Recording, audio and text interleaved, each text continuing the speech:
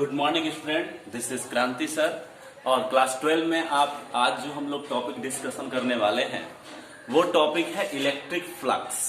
पिछले क्लास में हम लोगों ने नॉन यूनिफॉर्म इलेक्ट्रिक फील्ड में रखे इलेक्ट्रिक डाइपोल पर लगने वाले रिजल्टेंट फोर्स का मान प्राप्त किया था और उसका मान हमको प्राप्त जब हुआ था तो उसमें हमने देखा था कि वह मान इलेक्ट्रिक डाइपोल मोमेंट और इलेक्ट्रिक फील्ड के ग्रेडियंट पर डिपेंड कर रहा था। तो अब हम लोग अपने गियर को थोड़ा स्विच करते हैं और एक नए टॉपिक पर चलते हैं जिस टॉपिक का नाम है इलेक्ट्रिक फ्लक्स।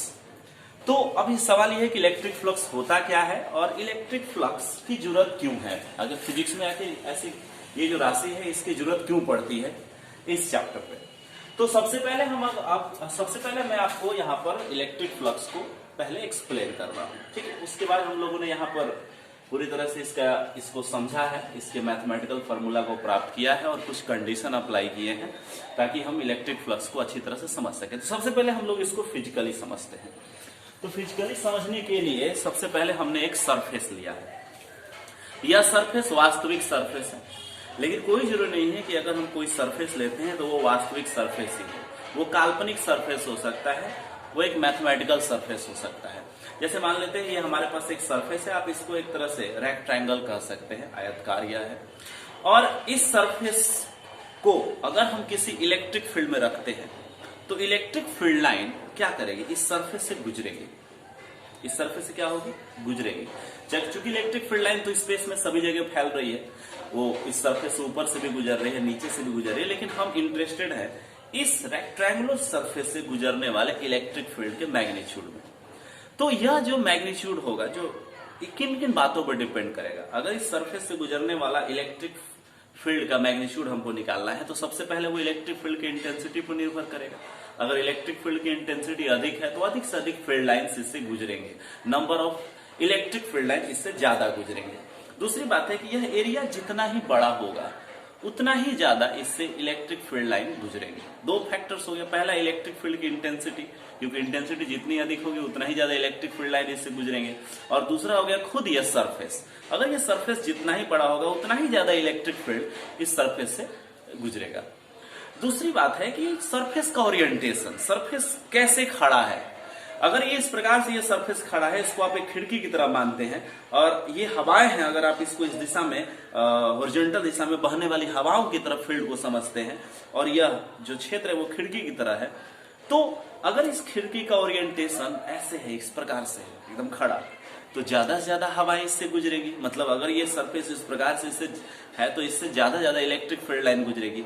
लेकिन अगर हम इस सरफेस के ओरिएंटेशन को चेंज कर रहे हैं और जैसे हम इसको चेंज करते हमने इसके ओरिएंटेशन को 90 एंगल पर रोटेट कर दिया, अब क्या होगा, क्या इससे हवाएं गुजरेंगी? नहीं, क्योंकि हवाएं तो ऐसे बह नहीं रही है, हवाएं तो हॉरिजॉन्टल डायरेक्शन में बह रही है, लेकिन खिड़की जो है अब ये वर्टिकल डायरेक्शन में खुल रहा है, तो इससे गुजरने वाला जो हवाओं का मैग्नीट्यूड होगा वो 0 हो जाएगा।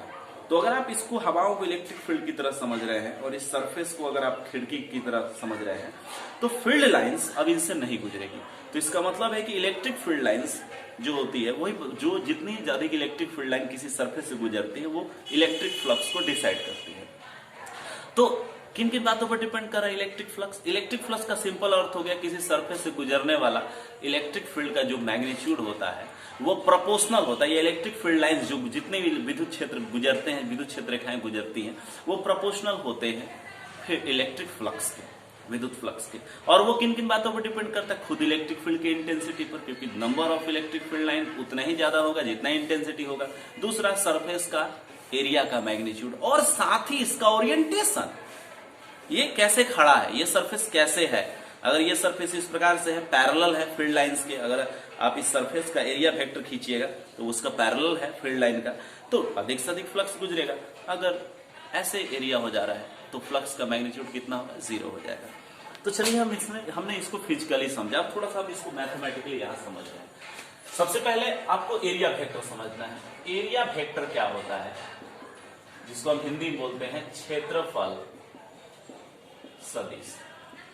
तो क्षेत्रफल जो है, जैसे अभी तक हम लोगों ने क्षेत्रफल को जब भी पढ़ा है तो उसको एक अदिश की तरह हम लोगों ने पढ़ा, स्केलर क्वांटिटी की तरह पढ़ा। जैसे आयत का क्षेत्रफल, लंबाई गुणे चौड़ाई, वर्ग का, भुजा स्क्वायर, ट्रायंगल का, ये तमाम जो क्षेत्रफल है उसको हम लोगों ने क्या किया, एक उसमें 2 नंबर्स होते हैं, 2 लेंथ के नंबर्स होते हैं जिसको हमने मल्टीप्लाई कर दिया है।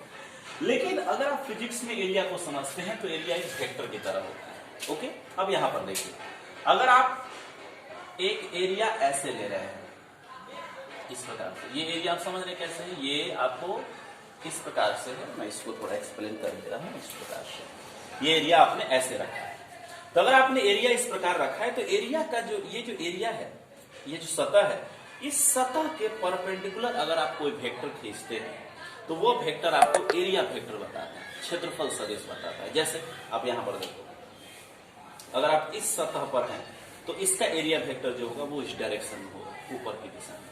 लेकिन अगर आप इसी को रोटेट कर देते हैं तब आपका एरिया वेक्टर किधर है, नीचे की डायरेक्शन में हो गया, नीचे हो गया।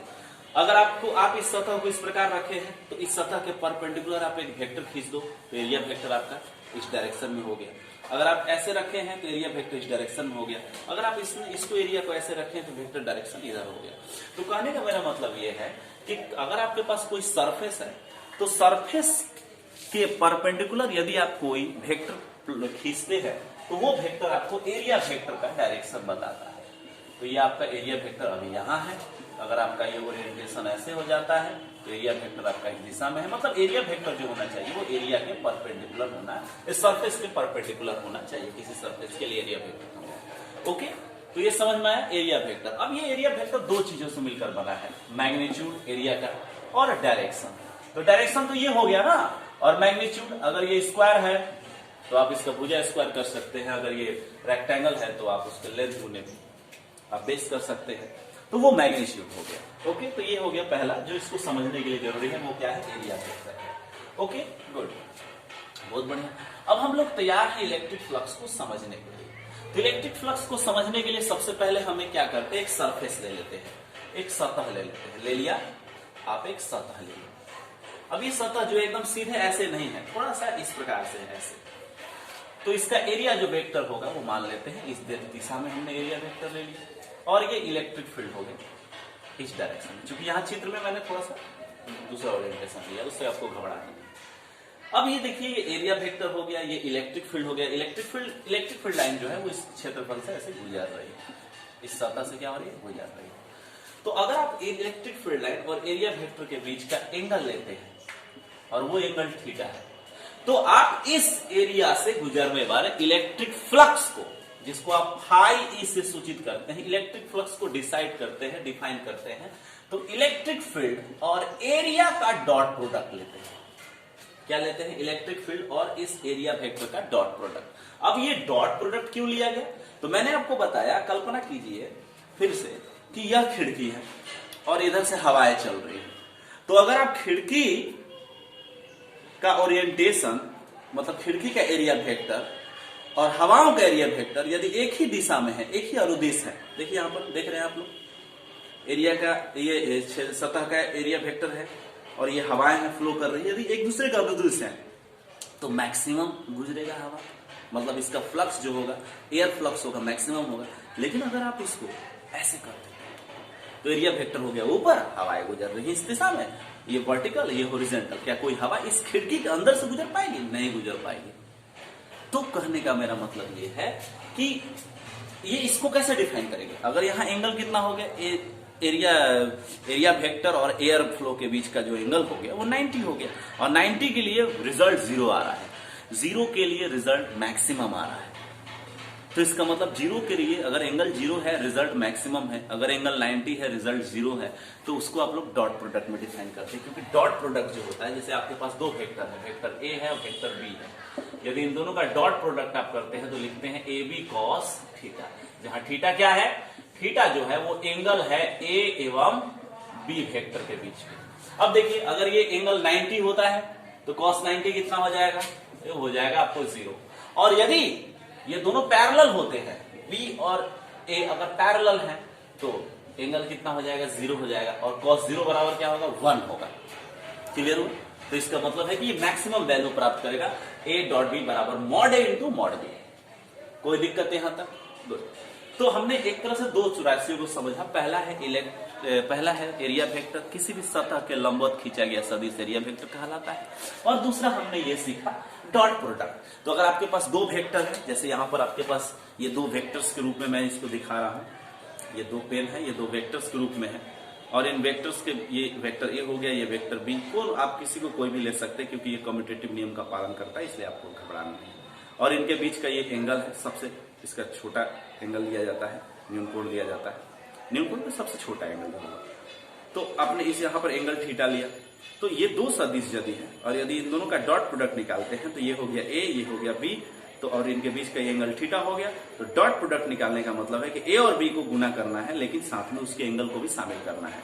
ए डॉट बी बराबर होगा vector A into vector B, और इन दोनों के बीच के कोण का कोसाइन थीटा मतलब कॉस थीटा। अगर ये 90 एंगल पर है इस प्रकार से, तो इनका डॉट प्रोडक्ट जो होगा ए और बी का जो गुणनफल होगा, जो अदिश प्रदान करेगा, वो 0 होगा।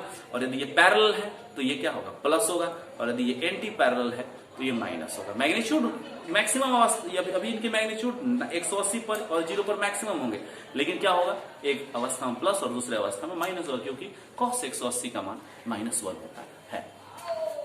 Any questions?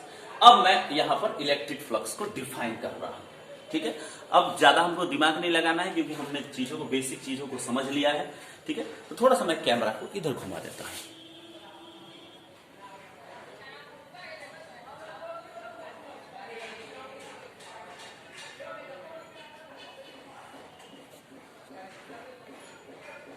गुड, यहाँ बहुत अच्छा। थोड़ा सा कैमरा को मैं इधर कर देता हूं ताकि व्यू ठीक आए, क्योंकि मैनुअल ही करना पड़ता है। बहुत बढ़िया, गुड। यहां पर देखिए टॉपिक है इलेक्ट्रिक फ्लक्स, विद्युत फ्लक्स। फ्लक्स को फ्लक्स ही बोलते हैं हिंदी में। और इसकी परिभाषा क्या है इलेक्ट्रिक फ्लक्स की? तो किसी सतह से गुजरने वाले विद्युत क्षेत्र एवं सतह के क्षेत्रफल सदिश का अदिश गुणनफल इलेक्ट्रिक फ्लक्स कहलाता है। अदिश गुणनफल को आप लोग इंग्लिश में डॉट प्रोडक्ट भी कह सकते हैं। इसे फाई द्वारा सूचित करते हैं। यह एक अदिश राशि है। ये तो परिभाषा होगी, इसको समझिए, इसके लाइन बाय लाइन समझिए। किसी सतह से गुजरने वाला विद्युत क्षेत्र, आपने यहां पर एक सरफेस लिया है, ये देखिए ये क्या है, एक सरफेस है। मैं इसको थोड़ा सरफेस की तरह दिखा देता हूं, ऐसे। ये एक सरफेस है।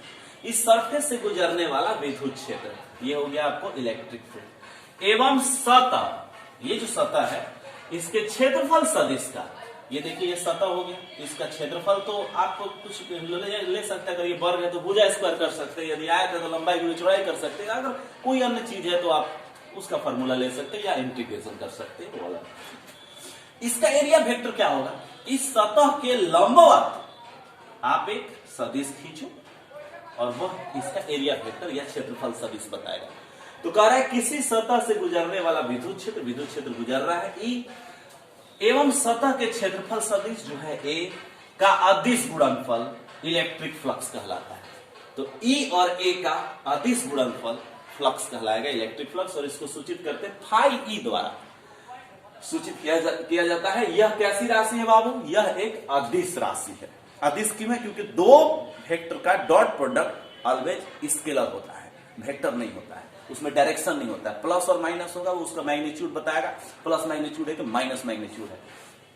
ओके, अब थोड़ा सा गौर करते हैं। यहां पर हमने ले लिया है एक इलेक्ट्रिक फील्ड हो गया ई, एरिया वेक्टर ए हो गया, दोनों का जो डॉट प्रोडक्ट होगा वो फ्लक्स होगा, इसलिए इलेक्ट्रिक फ्लक्स बराबर होगा ई इलेक्ट्रिक फील्ड एरिया ए का डॉट प्रोडक्ट, जिसको आप लिख सकते हैं mod E magnitude of electric field into magnitude of area vector into दोनों के बीच के एंगल का, दोनों के बीच के कोण का कोसाइन थीटा मतलब कॉस थीटा। ओके, यूनिट कितना हो जाएगा, तो आप यहां पर देखिए इलेक्ट्रिक फील्ड और एरिया है। इलेक्ट्रिक फील्ड का होता है न्यूटन प्रति कूलम, क्योंकि एफ बाई क्यू होता है न्यूटन प्रति कूलम, और एरिया का होता है मीटर स्क्वायर। तो यह आपका क्या हो गया, यूनिट हो गया। गुड। अब यहां पर मैंने एक पिक्चर्स दिखाया है, और इस पिक्चर्स में मैंने कुछ थोड़े बहुत फॉर्मूले जैसे, थोड़े बहुत डेरिवेशन जैसा चीज मैंने लिखा है। इस पर आपको कंफ्यूज नहीं होना। देखिए, अगर आप इलेक्ट्रिक फ्लक्स कैलकुलेट करते हैं तो कोई जरूरी नहीं है कि आपके पास जो क्षेत्रफल है वो एकदम सिस्टमैटिक क्षेत्रफल होगा, जैसे आयत हो गया, वर्ग हो गया, ट्रायंगल हो गया, ऐसा जरूरी नहीं है, किसी भी रैंडम शेप में वो क्षेत्रफल हो सकता है। और अगर वो क्षेत्रफल किसी रैंडम शेप में है तो आप उस वैसे ज्योमेट्री का क्षेत्रफल निकालने के लिए आपके पास कोई फॉर्मूला नहीं होता है। जैसे मान लीजिए इसका क्या फॉर्मूला होगा, ये एक एरिया है, इसका कोई फॉर्मूला आपके पास है नहीं है। तो इसके लिए क्या होता है कि इसमें हम छोटा सा एक पैच चुन लेते हैं। एक छोटा सा हम क्या करते हैं, पैच मतलब एक टुकड़ा चुनते हैं और उस पैच का एरिया हम लेते हैं DAI मतलब ये आईवा पैच है, आइथ पैच है। जैसे इसमें बहुत सारे पैच हो सकते हैं, अगर आप इस पर पैच बनाए तो 1 2 3 4 ऐसे बहुत सारे, कोई भी रैंडम आकृति है उसको बहुत सारे छोटे छोटे पैच में क्या कर देना है, डिवाइड कर देना है। जब आप छोटे पैच में डिवाइड करते हैं तो वो तो आयतकार या वर्गाकार आप चुनिएगा ना जी। तो ऐसा एक छोटा सा आपने पैच ले लिया है और इस पैच का जो एरिया है वो कितना है, DAI है। और इस पैच से गुजरने वाला जो इलेक्ट्रिक फील्ड है वो है EI वेक्टर। तो इस छोटे से पैच से गुजरने वाला फ्लक्स जो होगा, जिसको हमने लिखा है phi E from ith components from ith patch, बराबर होगा EI इंटू DAI, मतलब उस वहां से गुजरने वाला इलेक्ट्रिक फील्ड और उसका एरिया का, पैच का एरिया का डॉट प्रोडक्ट। अगर आपको संपूर्ण ऐसी बॉडी के लिए इलेक्ट्रिक फ्लक्स निकालना है कि संपूर्ण बॉडी से, संपूर्ण क्षेत्रफल से कितना फ्लक्स गुजर रहा है, तो आप लिखेंगे फाई E बराबर सम कर देंगे EI डॉट DAI। सम मतलब हर एक ऐसे छोटे छोटे आपको क्या कर देना है, पैच बना देना है। ऐसा छोटा छोटा आप क्या कर देंगे, पैच बना देंगे। कितने पैच बनाएंगे, ये पैच की संख्या बहुत लार्ज होनी चाहिए, क्योंकि यहाँ जो एलिमेंट है एरिया बहुत छोटा है, DA टेंड्स टू 0, तो पैच की संख्या जो होगी बहुत बड़ी होनी चाहिए, बहुत ज्यादा होनी चाहिए। तो क्या होगा, इस प्रकार से सारे पैच के लिए आप इसको क्या कर देंगे, सम कर देंगे फ्लक्स को, तो आपको टोटल फ्लक्स का मान क्या होगा, प्रदान मिल जाएगा। Any problem, any questions? तो इस प्रकार से हमने क्या देखा, इलेक्ट्रिक फ्लक्स को देखा। इलेक्ट्रिक फ्लक्स का मतलब होता है किसी भी सरफेस से गुजरने वाला इलेक्ट्रिक फ्लक्स, उस सरफेस से गुजरने वाले इलेक्ट्रिक फील्ड तथा उस सरफेस के एरिया वेक्टर का डॉट प्रोडक्ट होता है। इसको हम लोग E डॉट A द्वारा व्यक्त करते हैं और इसका मान होता है EA cos थीटा, जहां cos थीटा जो है angle between electric field and area vector, और इसका यूनिट होता है न्यूटन बटा कूलाम मीटर स्क्वायर या न्यूटन मीटर स्क्वायर प्रति कूलाम स्क्वायर, आप इसको कर सकते हैं। और एक प्रॉब्लम, यहां तक आपको ज्यादा ध्यान रखना है, इस पर ज्यादा उतना डिस्कस नहीं करना। ये मैंने समझाया है केवल कि अगर मान लीजिए आपके पास रैंडम आकृति की कोई बॉडी है तो आप उसका फ्लक्स निकालने के लिए क्या तकनीक अपनाते हैं। क्योंकि आप BSc में जाइएगा तो इसके लिए आपको बहुत सारे थ्योरम है, गॉस थ्योरम है, स्टोक्स थ्योरम है, तो उससे आप वो वेक्टर फॉर्म में यदि आप मैक्सवेल के इक्वेशन को स्टडी करते हैं तो वहां के लिए ठीक है। आप हम लोग इंटीग्रल फॉर्म में रहेंगे तो हमारे लिए ये सिंपल, यही फॉर्मूला सबसे सिंपल फॉर्मूला है। ओके, अब हम लोग थोड़ा सा नोट पर चर्चा करेंगे, ये डिस्कशन करेंगे कि कंडीशन क्या क्या हो सकते हैं। ओके, तो थोड़ा सा मैं कैमरा को इस साइड कर देता हूं ताकि ये वाला जो व्यू है वो क्लियर आ सके। ओके, तब हम लोग डिस्कस करने वाले हैं विद्यार्थी जी नोट पर। तो नोट बताता है कि फ्लक्स कब पॉजिटिव होगा और फ्लक्स कब क्या होगा, नेगेटिव होगा। तो विद्यार्थी देखिए, कंडीशन हमारे पास 3 कंडीशन है, नोट 1, नोट 2 और नोट 3। कह रहे जब क्षेत्रफल सदिश मतलब एरिया वेक्टर और इलेक्ट्रिक फील्ड विद्युत क्षेत्र एक दूसरे के समानांतर हो, अर्थात ए समानांतर E हो। अब क्या कह रहा है, आइए हम इसको डिस्कस कर रहे हैं। तो विद्यार्थी ये हमारा क्षेत्रफल है, मतलब सरफेस है, और ये जो है वो है क्षेत्रफल सदिश।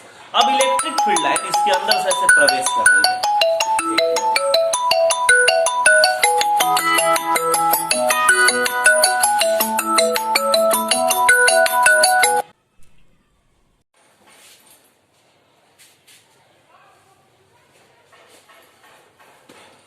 सॉरी, वो मनीष सर का कॉल आ गया था, इसीलिए कॉल आने पर थोड़ा उसमें कट जाता है।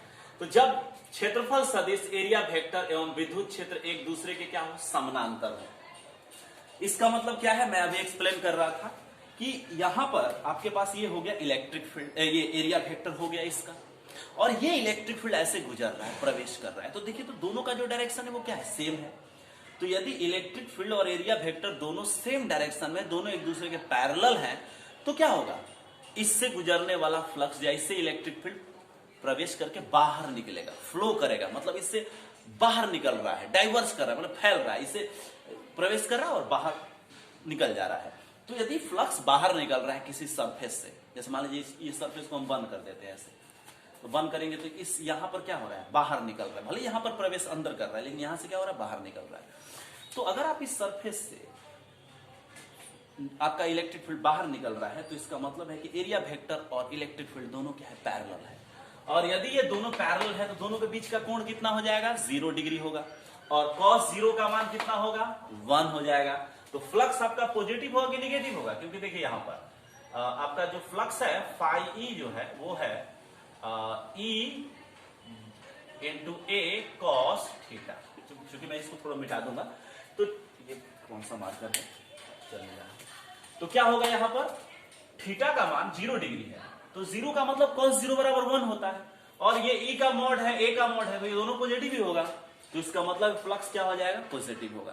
तो इसका मतलब है कि यदि इलेक्ट्रिक फील्ड लाइन किसी सरफेस से बाहर निकल रही है तो फ्लक्स कैसा मानोगे, पॉजिटिव मानना, ठीक है। अब देखो कंडीशन 2, जब A तथा E प्रति समानांतर हो, मतलब एक दूसरे के विपरीत हो। जैसे क्षेत्रफल को तो आप जस का तस वैसे ही रखना है, क्षेत्रफल आपका वैसे ही रहेगा जैसा है, ओके, इस प्रकार से। लेकिन इस बार फील्ड लाइन जो है वो इस सतह के अंदर प्रवेश कर रही है ऐसे, तो क्या है देखिए, तो एरिया वेक्टर बाहर और फील्ड अंदर, दोनों एक दूसरे क्या है, एंटी पैरेलल है, प्रति समानांतर है। तो दोनों के बीच का एंगल कितना होगा, 180, और cos 180 का मान कितना होता है, -1। तो फ्लक्स कितना होगा इसका, निगेटिव हो जाएगा। तो इलेक्ट्रिक फ्लक्स कितना गुजरेगा, निगेटिव। इसका मतलब है कि यदि किसी सरफेस के अंदर फील्ड लाइन प्रवेश कर रहे हैं तो फ्लक्स कैसा माना जाएगा, निगेटिव माना जाएगा, ओके।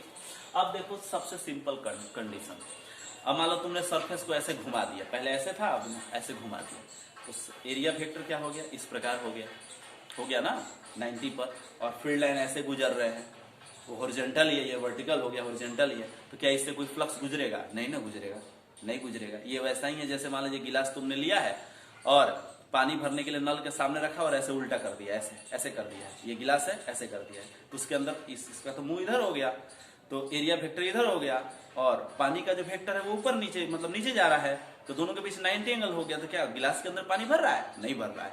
सिमिलरली ऐसा ही है, ये खिड़की आपको ऐसे आपने कर दिया है और हवाएं जो है वो इस प्रकार से चल रही है, तो इसके अंदर तो हवा नहीं प्रवेश करेगी।